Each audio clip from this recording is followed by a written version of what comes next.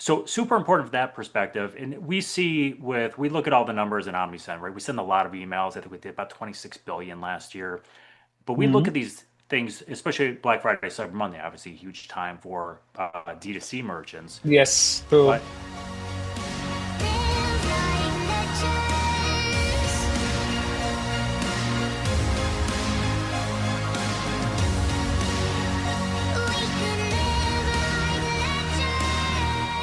From email campaigns that drive millions in revenue to mentioning themes, today's guest has been at the forefront of modern e-commerce and marketing strategy. Welcome to WP Legends. I'm Gautam, co-founder of Seahawk Media, and I'm excited today to welcome Greg Zakowitz, a true industry veteran in e-commerce, email, and SMS marketing. Greg brings over 20 years of hands-on marketing leadership, including more than a decade of dedicated experience in email marketing, content strategy, and growth for MarTech startups. As a senior e-commerce expert and former content director at Omnisend, he's helped hundreds of companies amplify their sales through smart automation, strategy, and storytelling.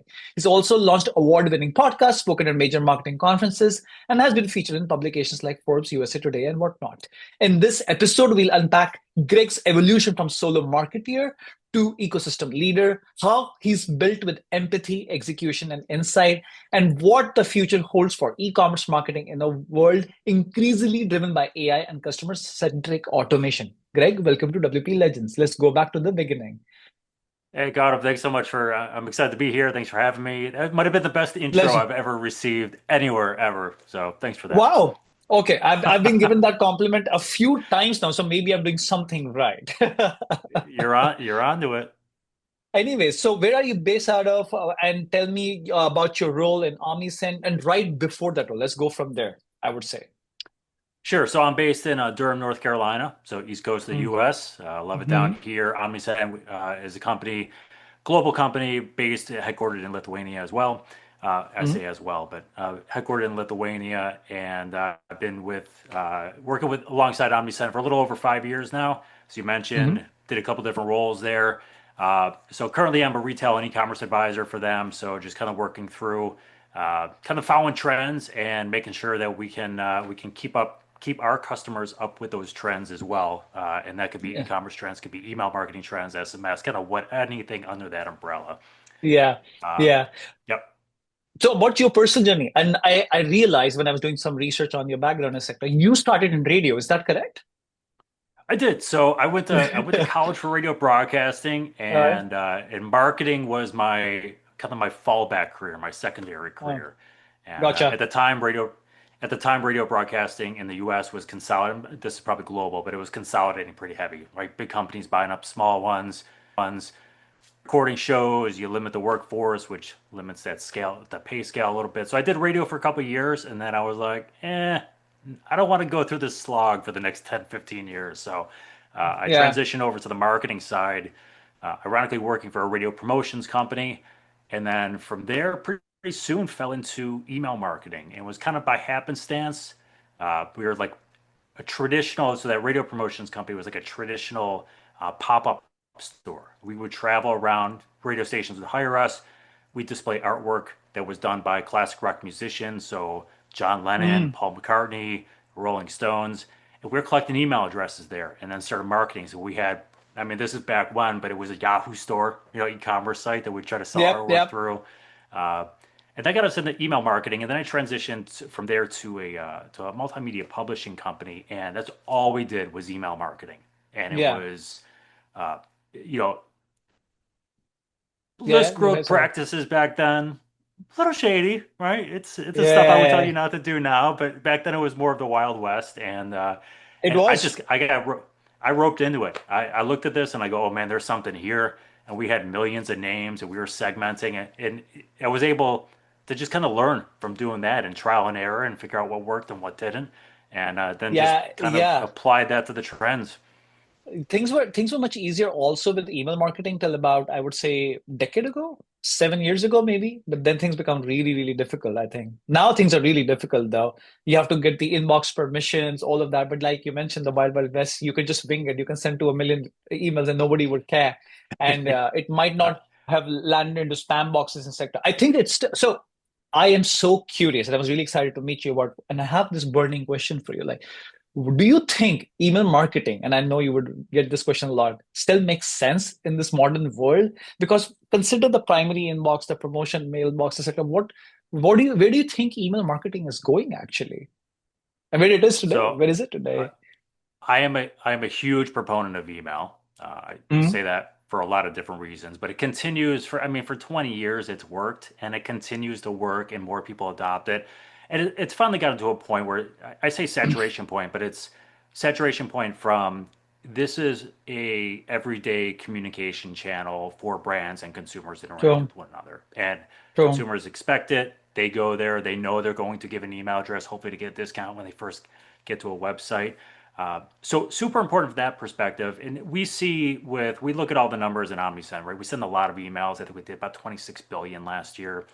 But we look mm, at these things, especially Black Friday, Cyber Monday, obviously a huge time for D2C merchants. yes, true, But we see a pretty high correlation. People's first, what do they do in the morning? They check their email to see what the deals are, what the promotions are, what. So they're using that almost as a first step filter now. So it's a major part of the shopping journey. Now, true, interestingly, where we're going, this mm, could bend a couple different ways, but we talk about agentic AI, and that agentic AI can either be end-to-end shopping for a consumer. So they're building out these tools where you can just go in, plug it all the way through purchase. They could just mm, assist, right? So we're seeing OpenAI, ChatGPT, people starting searches there, which are filtering results. They're improving this almost daily. So the shopping experience on ChatGPT is and Perplexity is different than it was a week ago. Uh, true, what we mm, what we don't know what's going to happen, and this could be right. So obviously, OpenAI, right, working with Shopify, so to pull those ecosystems, pull those product feeds out. But like we're going to get a, I think a segmented purchasing structure. So what's going to happen instead of going to Google and someone's paying for ads there, I go on ChatGPT and say, hey, give me a green jacket. So am I going to get every result? I'm assuming they're at some point going to sell ads, but let's just say there's no ads right now. What results am I getting? And is it going to be just a major brand? So we start filtering that down a little bit. Well, typically, if that's me and I've got an agent going out and going to those websites and going to those product pages, typically a retailer is going to go, okay, Greg was on my website or this person was on my website. I promoted them, gave them a pop up, got their email address. Now I could retarget them or I'll retarget them on social if they leave without buying. Well, if you have an agent going to your website, who are you going to retarget? You're not going to retarget the agent, right? So this could inflect over and be like, hey, email might be your one direct line of communication with customers now, and it might make it more good important point. from a retargeting standpoint. So it's going to be interesting to see how agentic AI kind of works through over the next, I would say, it's 3 months. We'll have a pretty good idea. Yeah. But there's a lot of uncertainty around that. I think email is probably more important now than it was 5 years ago. I Oh, think wow. 2 years Good out from now, you perspective. look back Mm, now, you're gonna mm. go, oh man, it's especially important now. This is like this and SMS. These are the ones, you know.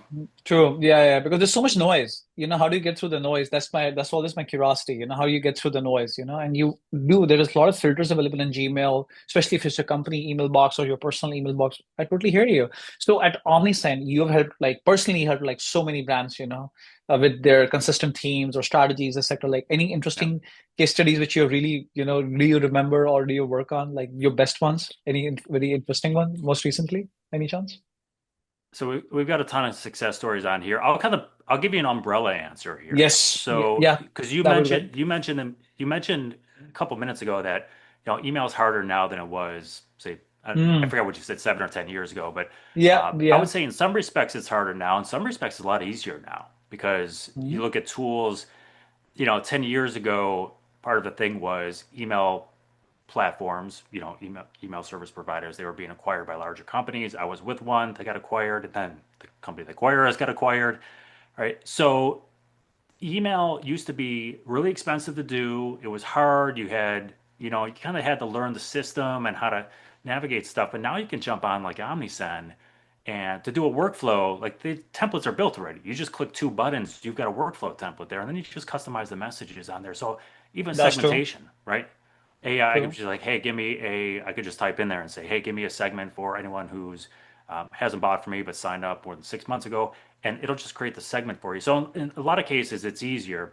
The one thing we consistently see with successful stories, and this doesn't matter, obviously we cater to a lot of D2C brands, but this doesn't matter if you're an agency, D2C brand, a course creator or something, is the same types of messaging carries across from D2C to B2B. It doesn't really matter. And that's going to be your automation. So if you True. look at successes of clients of ours, the ones that have a good welcome series, the ones that have good product abandonment series, obviously cart abandonment series close to cash, those are the three that are really generating a crux of the revenue for people. And it's all automated, it's on the back end, it gives people more time to grow their business elsewhere.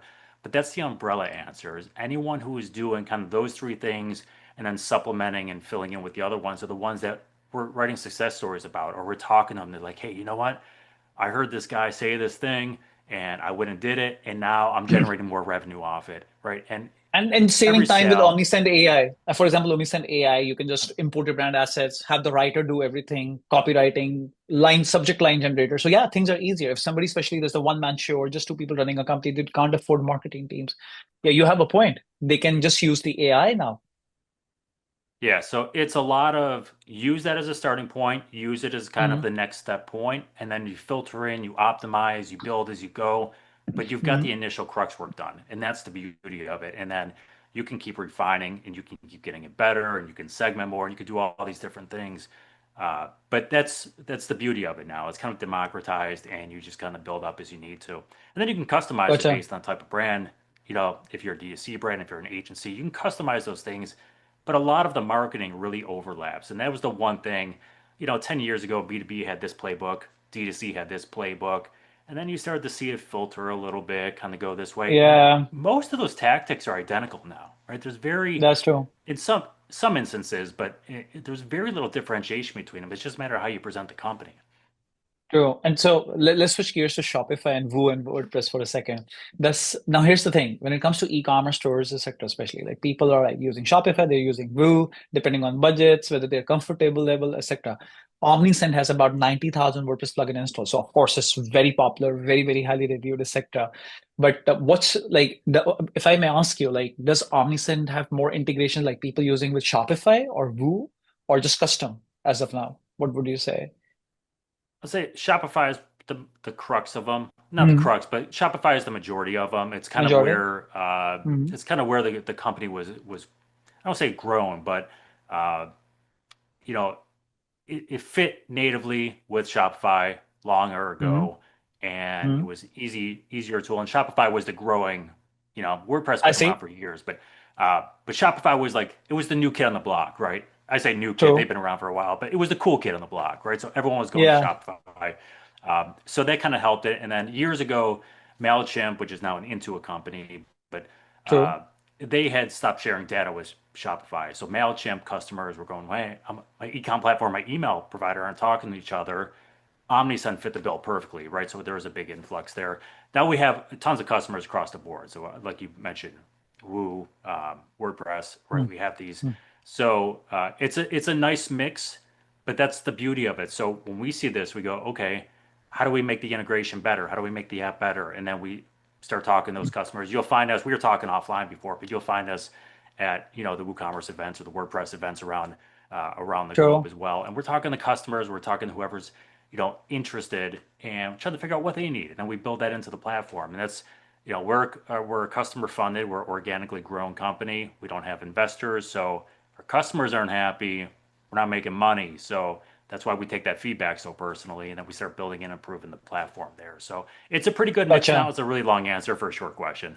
But Yeah, it's a I pretty know. good I know. mix now. But But, yeah. but definitely we have a lot of Woo users for sure. But I know for a fact that if somebody like especially Gen Zs and millennials, I was speaking with a buddy of mine the other day, and he's launching like a hoodie store online, and we did some market research, and out of like hundreds of stores we did a research on in the UK, almost 95% of the stores were on Shopify, only 5% were on Woo.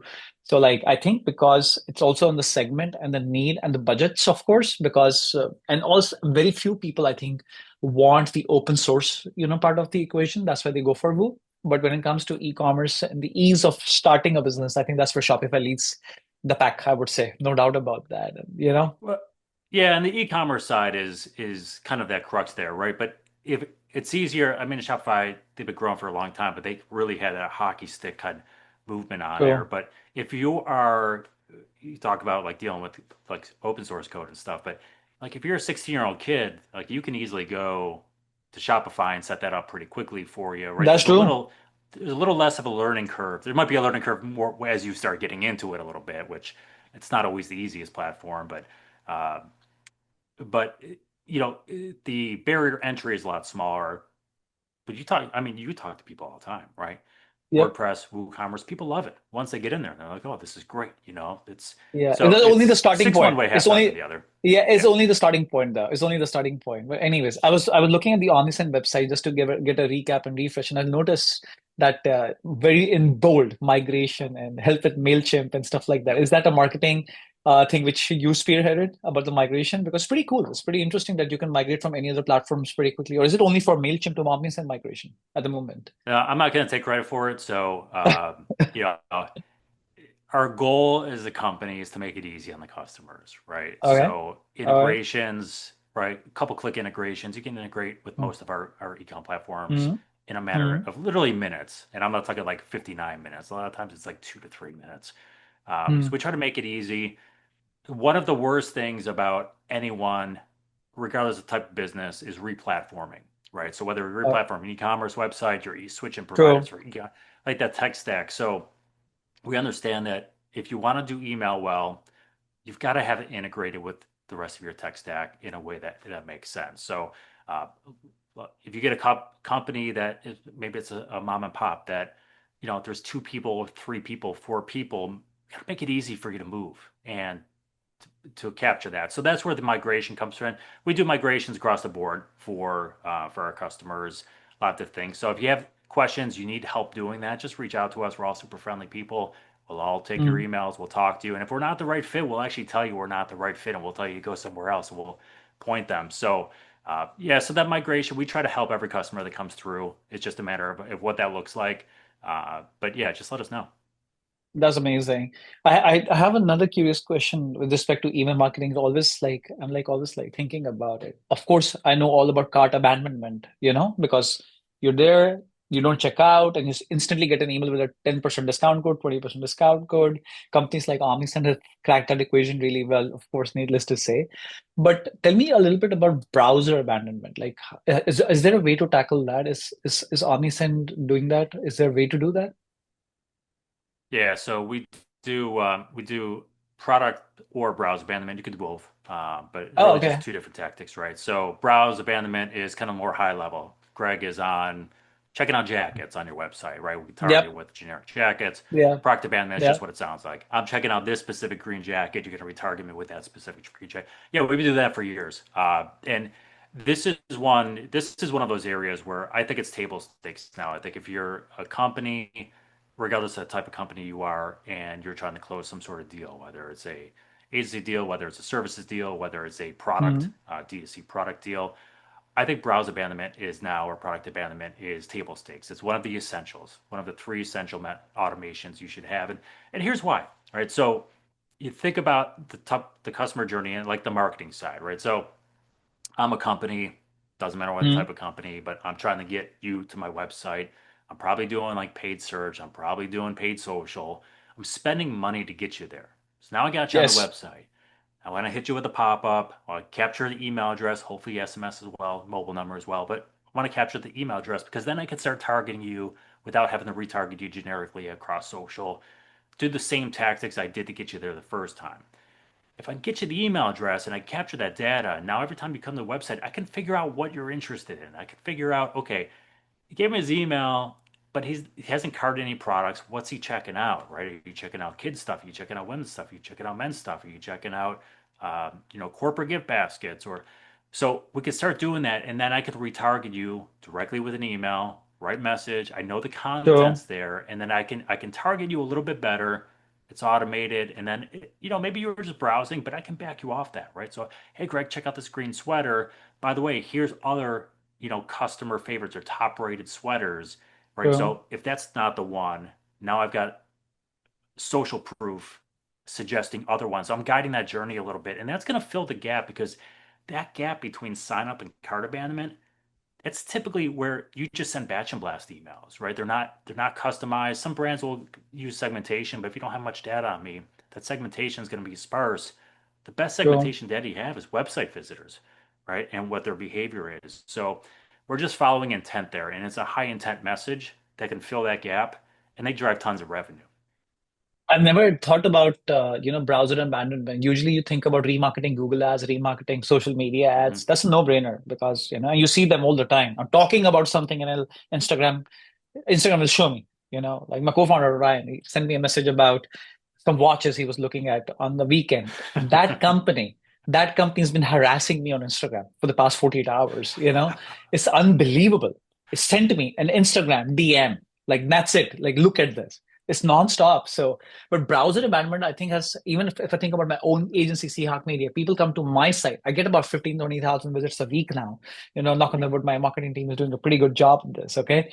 But they need to think beyond this now. They've not thought about the browser abandonment or notifications or something like that. SMS, we haven't even discussed about SMS for a second. So when was SMS launched, by the way, Omnisend, if I may ask, roughly? Uh, ob so it was there. I don't know the exact year. It was there before I joined. So it's been Oh, really? over, Oh, wow. over 5 years they do it, and it's global for them, with the exception of just But a couple of so SMS residents. is a native integration, but why isn't WhatsApp is? I'm curious. WhatsApp, I'm sure there must be some app for WhatsApp. I'm pretty sure about it or something. But nowadays, people like I think there are 2 billion users on WhatsApp or something. Don't you think it would make sense to do with WhatsApp as well?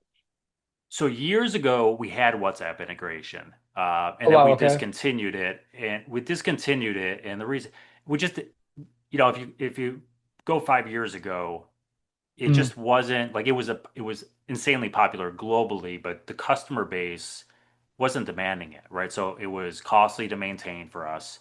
We didn't have a lot of people using it, and the actual cost of sending those messages was really high at the time. So gotcha. again, we listen to our customers. Our customers are telling us we don't really need this now. So the company made the decision to discontinue it. I think, don't quote me on this. The company will probably, kick me in the head for doing this, but I think they're revisiting this again now. Hmm. So we'll see. Just keep an eye out, or if you questions, just reach out to someone. They'll tell you I'm completely wrong and I don't know what I'm talking about. Um, Yeah, but it's becoming this. You mentioned before, like the fragmentation, right? And how do you mm, capture attention? It's becoming back in mainstream where WhatsApp is continuing to go up in usage. We're starting to see it overseas, um, again in the U.S. So overseas, they're using it a lot more for marketing than they are, say, in the that's U.S. true. That's true. It's just user base there. So you got to figure out majority customers, who you're targeting there. So, but we talk about fragmented marketing and how do you get attention here, right? You're getting direct messages on Instagram. We got WhatsApp, we got SMS, we've got email, we've got paid search.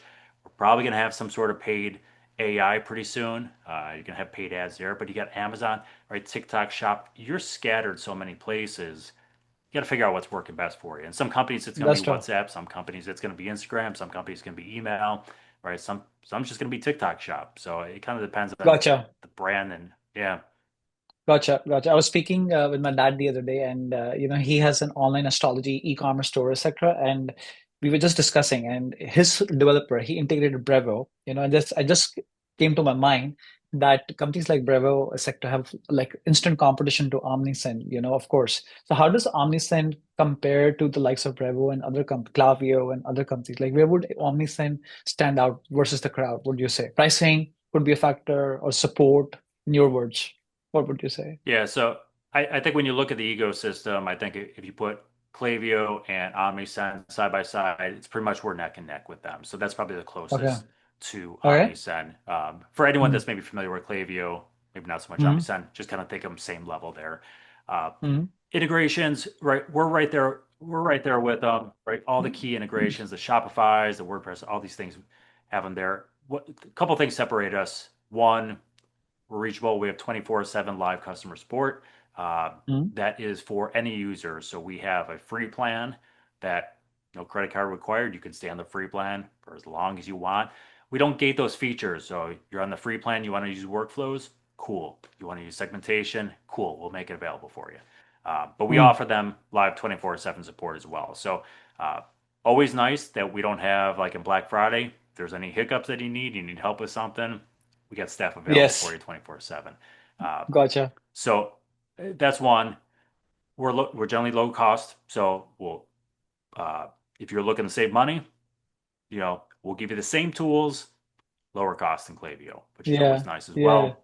There is definitely And competition. There's definitely good competition in this industry, no doubt about that. yeah, and then the other thing we look at too is, we're right there from a product standpoint. We make it easy, AI built into the platform. Uh, it's like most things, every software, they got the 80/20 rules. Like you use True. 20% of the features, right? So uh, that's the one thing where our pricing model, we're like, okay, we'll give you the features, but we're not going to charge you an arm and a leg for them, right? We're going to let you use what you want to use. So kind of equate it to like using a flamethrower to light a birthday candle, right? We'll give you the flamethrower. Probably don't need it to light the birthday candle. Sometimes you just need the lighter, right? And it's available Yeah, for you. But if you want to burn something, we'll give you the flamethrower for it. So, I hear you. That's a customer good one. support, pricing model, integrations with your major e-commerce platforms, we got it all taken care of for you. Gotcha. And where do you think Omnisend is going in the next 5 years, not 2 or 10? Consider that lovable framer, all these new web technologies are coming up. Shopify is not going to go anywhere. I don't think so. Neither is WordPress. Like, but what do you think is going? Considering the new tech is revolutionary. You must have seen Lovable also, or Base 44, or other similar apps as well. You're putting me on the spot here. So, we're not a public company, so I don't have to say these are not future-looking, Yeah. forward-looking statements. Uh, that's a really good question. It's not one that I necessarily thought of a Your whole words, lot, your to be perspective, honest your with you. personal perspective, your So personal perspective. Yeah. I my gut would tell me Mm. the email's gonna, I mean, the email's already good. AI is built into the platform. They're continuing to build more intuitive tools in there to refine those things, but they're really good right now. I think you're gonna continue to see them integrate. You're gonna have a cohesive SMS email with there, but I think they will integrate with whatever is changing in the ecosystem. I specifically look at like Perplexity or Mhm. OpenAI, which are developing those, the agentic AI shopping Mhm. experiences. And I think whatever they want to wind up doing, they're going to need an ecosystem brought in to partner with them, right? Unless they just go straight revenue model, which I mean, Sam Altman said he doesn't want to do, but he's hiring people that indicates that is what he wants to do. Of course. Uh, but I think you're going to see whatever that transformational shift is. I think you're going to see Omnisend in that sphere, and I think that's one thing that being customer funded is awesome for you because you can make those pivots. You don't have a board of directors, you don't have shareholders you need to report to. That's the one thing where Klaviyo does, right? Mhm. They've got to be responsible for their shareholders quarter over quarter. We're looking and go, okay, what do our customers not? And if they're losing site traffic or organic search traffic to AI, and then agentic AI is coming in from an e-commerce standpoint and plucking off more of those shopping ads, but they need an outside, how do we integrate with that? How do we do that stuff? And I think it's the one thing where the CEO of Omnisend is very AI forward. So I think you will find that transition very quickly at the opportunity where it needs to be. And I think it's hard to say 5 years out because I have no idea what the hell's going to happen with AI in I 5 years, know. right? I know. It's so I tough. think It's 3 months tough. from now, from an e-commerce standpoint, I think it's going to be radically different just 3 months from now. So 5 years from now, who the heck knows? You know? I know. I started using ChatGPT agent mode for like a lot of research tasks internally. Personal, professional, whatever. It's unbelievable how good it is. And just like you just give you. I'm walking my dog and talking to ChatGPT with these ideas which is coming to my mind. So yeah, I hear you. It's very difficult to predict 5 years from now. And I don't think Shopify, WordPress, at least the legacy players are not going to go anywhere. And 43% of the net when it comes to WordPress. And Omnisend is like integrated, and I think the plugin works really, really well. And you have a great agency program also. I'm sure there must be a lot of agencies. Would you say like several hundred, several thousand people in the agency program representing Omnisend, roughly? Oh, I don't even want to speculate. I don't know the agency numbers offhand, and I don't want to guess at it. So I'm sorry, I Yeah, just don't know but it. you have a We you have have a a but you lot. have We a have a lot of them. Yeah, I saw the page. It's a very good page. I've told my guys at Seahawk Media also, like, definitely apply and just sign up, because we realize that we implement so many companies, but we never evangelize it. We never talk about email marketing and share the importance of email marketing with customers who are especially venturing out into the e-commerce world for the very first time. And we get a lot of customers. I think anybody who's starting an agency, anybody who's an agency founder, they should definitely be a part of a spectacular program like Omnisend. And they not only would you earn recurring revenue, but you're also helping your customer, with cart abandonment features and whatnot. I think that this makes sense for people to do it when it comes to So, agency programs. so we thank you for saying that. We love our agencies. Marty, Hmm. who leads our agency program, we love our Oh, yeah. agencies. We work very closely with them, and that's the one thing you talk about differences between Klaviyo and Omnisend is we get a lot of feedback that you know as Klaviyo was growing, they had less, let's say, need on their agencies and partners, right? So it became more of a one-way street. What can you do for us? We'll get and give less back to you. And we start to see a lot of agencies and partners come over to us and saying, "Hey, I love the way you guys work with us." Right? It's a two-way Hmm. street, which is Hmm. beneficial for everyone involved here. So we love our partners, we love our agencies, we love everyone that we can talk to, and we got people behind those we interact with. Hmm. So just shout out, they built a really good product over there. Yes, I'm sure. And the final one, like, I'm just wondering, like, I always think about open rates when it comes to anybody signing up for a program like Omnisend, spending hundreds of thousands of dollars every single month of to contact a database of 10,000, 50,000, 100,000 people. Like, I always wonder, and I'm personally using email marketing tools for over the past decade or so. Like, open rates, would you say is a very important core factor for churn or people staying on, would you say, or demotivation or motivation, would you say, and when it comes to email marketing in your experience? Open rates are tricky because Hmm. I've for years I'll tell you, like, I don't really look at open rates that much. It's an indicator. To me, it's Hmm. not the hard and fast rule here. It's Oh, probably the wow. third or Okay. fourth metric I look at. So we see open rates continue to go up. Now we Hmm. baseline some of that for like Apple, inflation and stuff like that. But baselining everything, open rates continue to go up. And I think this goes back to the thing people are making email part of their everyday shopping journey. What I look at more are what are click rates doing, but more specifically, click to conversion rates. And I want to Hmm. see click to conversion rates go up. And you can generally tell you'll see click to conversion rates go up and down a little bit, and they generally tie with economic factors. So as the economy, becomes a little more inflation higher, a little more kind of suspect, just globally, you'll see click to conversion rates kind of go up a little bit because what people are doing is they're opening emails, they're checking out, hey, what's the deal? Am I interested? Because they're a little more cost conscious, right? They're evaluating purchases. And when they see something, they click and they buy. So we see those click to conversion rates go up then. When everything is good and money's just flowing out the window for everyone's homes and stuff like that, you'll see click rates go up and you'll see the click to conversion rates go down because people are browsing a lot more. But Yeah.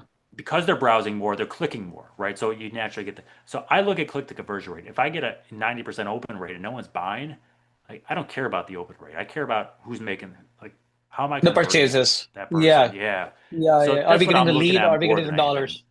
Yeah, I think so Yeah. also. Now I think if at the now end of if the you've got like a 3% open rate, like you're probably getting bulk mailed there. So like open rate is a viable metric. You can get a pretty good list Mm, out there. mm. So I don't overlook it, but it's not the number one metric for me.